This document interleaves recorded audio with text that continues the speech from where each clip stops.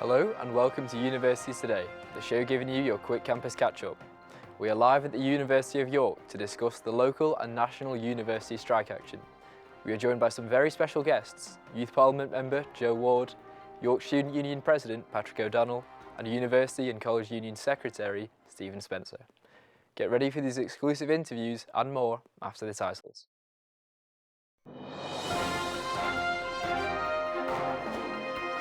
So I've had quite a lot of teaching missed. It's not been caught up on. It doesn't feel like I'm totally left on my own. I hope there's a resolution soon, but I don't really see one coming.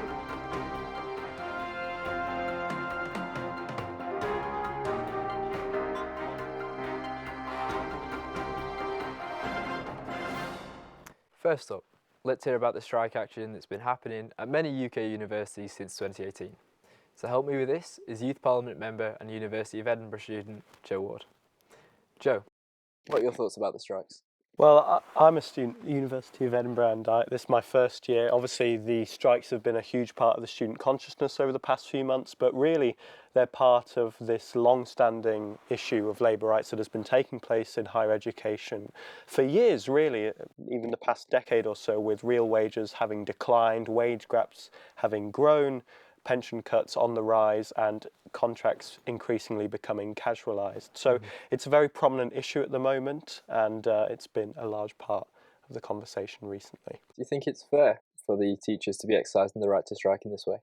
Of course, I think the right to strike is a fundamental right that belongs to every employee, regardless of where they're employed. And certainly in higher education at the moment, with the injustices that are taking place with wages having declined. And for students, I think that students have to realise that learning conditions are so dependent on teaching conditions that it is in the student interest to support the strikes and show solidarity with the staff that are striking. Yeah. Have you seen many interruptions in your learning because of the strikes? Yeah, my learning has been greatly affected. I've lost about 4 to 5 weeks of content in courses of both of the terms of my year so far. And me being a history student, all of my lectures were cancelled, all of my classes cancelled. So yeah, they greatly affected my education. Thank you, Joe. Ultimately, it's the students who are most affected by this dispute. So here is a video showing what Uni of York students really think about these strikes. I agree for the reasons behind it. I think it's poorly timed given how badly this crop of students' educations have been affected. But, protests are supposed to be disruptive. The problem comes when it's the education system that's already been so disrupted by COVID. Like the students who had their 3 years at university, the first 2 years are online, third years are partially strikes. My second year, my third year, my fourth year, and now my PhD are all being affected. So that's only 1 year that I haven't had disrupted teaching, which is irritating.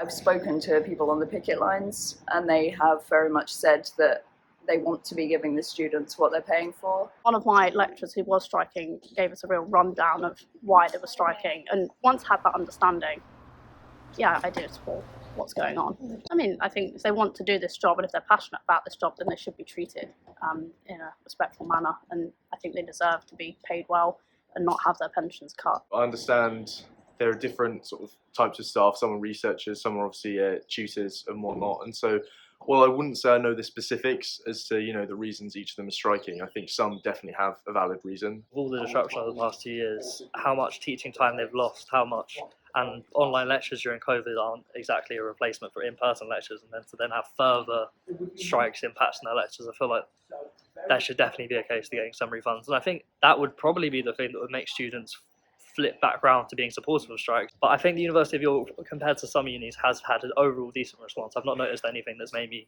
concerned about their response to it. I had strikes in first year when pre-COVID, and then during COVID, and then after COVID. So I've had quite a lot of teaching missed. It's not been caught up on, and ultimately it's meant that I've lost out on probably about 40 hours of teaching over the course of 3 years. There's quite a divide, I feel, between staff which are at our level and they're impacting our futures, and those that are working at the top of the university. Since we had the second round of strikes as well, they'll probably still keep coming until they see that students have been really negatively impacted. I think perhaps they could voice their opinion in a way that would be less detrimental to the students, especially as the students have been impacted deeply by COVID. But overall, I don't think it's that unreasonable. I think some recognition of the fact that the fees could be cut if there are a lot of strikes throughout the year would be nice. I hope there's a resolution soon, but I don't really see one coming. It hasn't affected me too significantly. Only one of my 3 courses got canceled for 3 weeks, and that really stank because I really enjoyed that course. My lecturers have been really understanding, and they've been willing to meet, to get feedback. They're always willing to share the reading list with you, obviously. So it doesn't feel like I'm totally left on my own. That video showed some very interesting student opinions, both supporting and opposing the strikes. And the UC president, Patrick O'Donnell, joins us now. Patrick, as you represent the Uni of York student voice, what do you make of the strikes? Well, I'm sad that staff are on strike. I really do feel for our lecturers who work really hard to get the best student experience possible. And I'm also sad for our students because, after 2 years of COVID, no one wants more disruption to their learning. But I think at the end of the day, it's really important for staff and for students to come together and recognise the really big issues at play here. Some of those are national, things like pensions, but some of those are local things that we can solve here at York. Things like casualisation, things like strengthening the rights of our postgraduates who teach, who are also, my members, part of USU. So I really recognise and empathise with people who are unhappy with the strikes, but very much bearing in mind the big issues at play and the need to see these issues being solved. Yeah. From your experience, have you seen students being supportive or against the strikes? I think, first of all, it's not my job to tell students what to think. I really want them to come to their own conclusions. I want them to speak to their staff, to their lecturers, to get a sense of where the issues are at and to understand the debate more fully.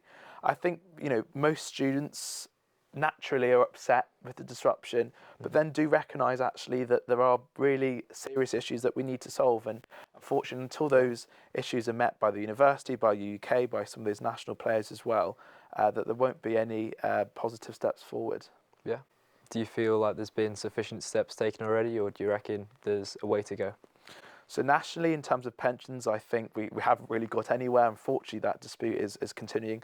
Locally at York, I think York has done better than other universities on things like contracts, but there is definitely still a way to go. And I really would encourage our senior managers to do everything they can to move the dispute forward, both locally and on a national level. So I really would urge our Vice-Chancellor and all the other Vice-Chancellors up and down the country to do their bit to make sure we can see progress. Yeah. Okay, thank you very much, Patrick. This is certainly a problem with many sides and no easy answers. To show us the political side of this issue, here's an exclusive interview with York Green Party leader Andy de Gorn.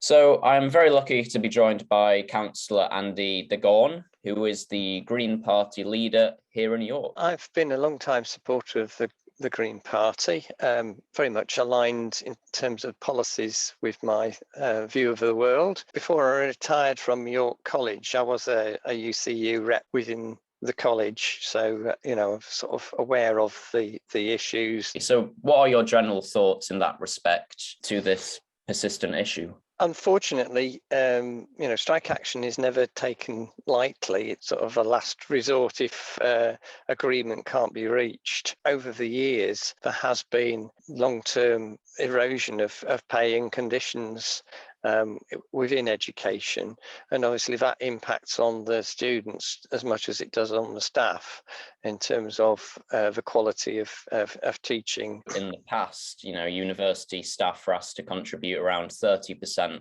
of their pay to their pensions, but now it's as much as 50-60%. The fundamental problem is about funding for higher education. The whole issue about student fees and how they were hiked up as a way of paying for it, but then everyone realised that long term that's not tenable if increasing numbers of ex-students, former students, can't afford to pay back the loan fees. From what you've heard about the University of York's response, do you think it's been acceptable? Has the University of York done enough? I know that Charlie Jeffrey the University of York Vice-Chancellor has been opening communications with the UCU, university staff and students as well. Members of the UCU have told me that Charlie Jeffries put significant effort into developing shared proposals.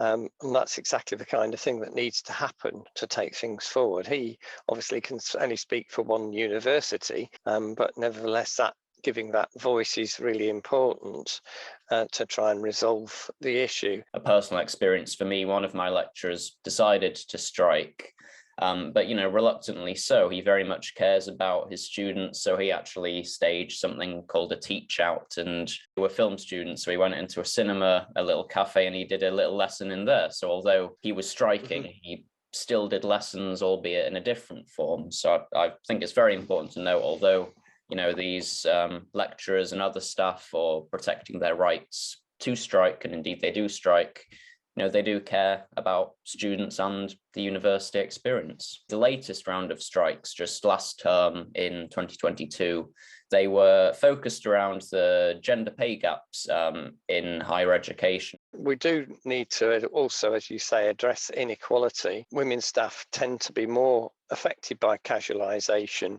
If they have a career break and return, they may then find that the new conditions that they're offered are much worse than they were on previously. To end on a very simple note, you said at the start you're familiar with the strike action in your previous job.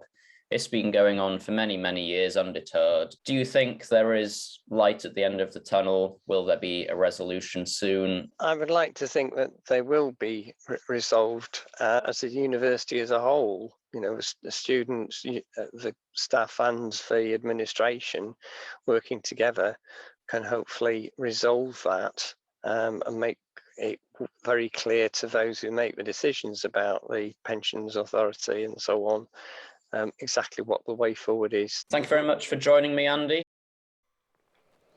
An interesting response from the York Green Party there. We are now joined by University and College Union Secretary Stephen Spencer.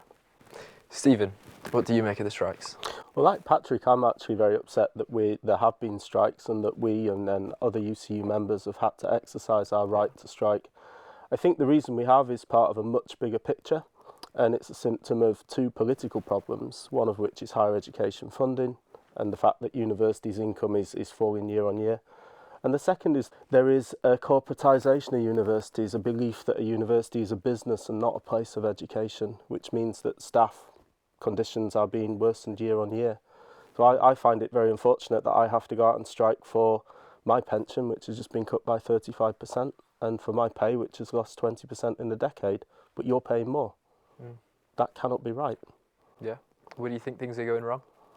I think they're going wrong in the way that senior leaders such as our own Vice-Chancellor view you and I. They view the student body and they view the staff body.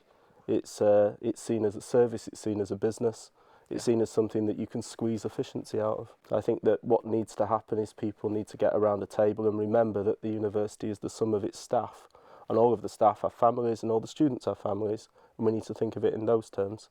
Then we might get somewhere. Yeah, and as you say, no one's happy that it's come to this.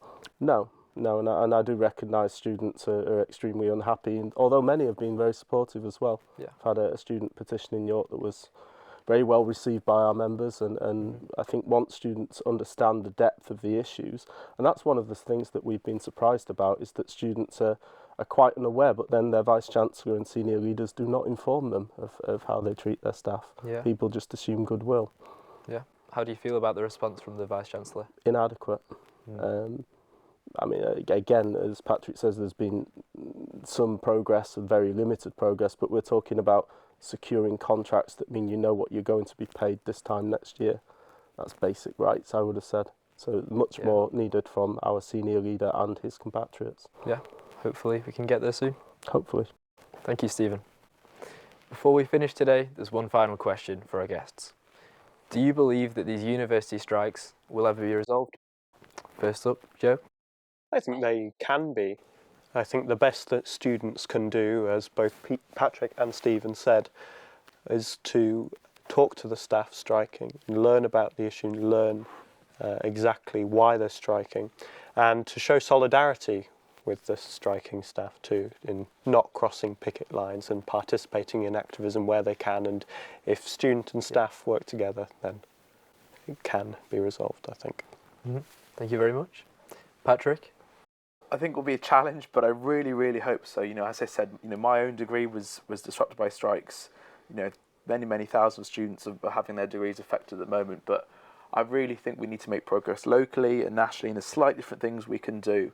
But, you know, until those issues are solved, I think this disruption will go on, and I really regret that for our staff and for our students and for everybody involved. Definitely. Stephen? I think they can be, but it needs the will from our senior leaders in this university and others to do so. There are two political problems, and we ought to all be joining together and putting pressure on the politicians. Yeah. We are supposed to be the intellectual heart of the nation, I think, so it's about time that our senior leaders showed a bit of creativity and pressured their political overlords to resolve the issues. Thank you to our wonderful guests, and we hope these strike issues can be resolved as soon as possible. That's all for now.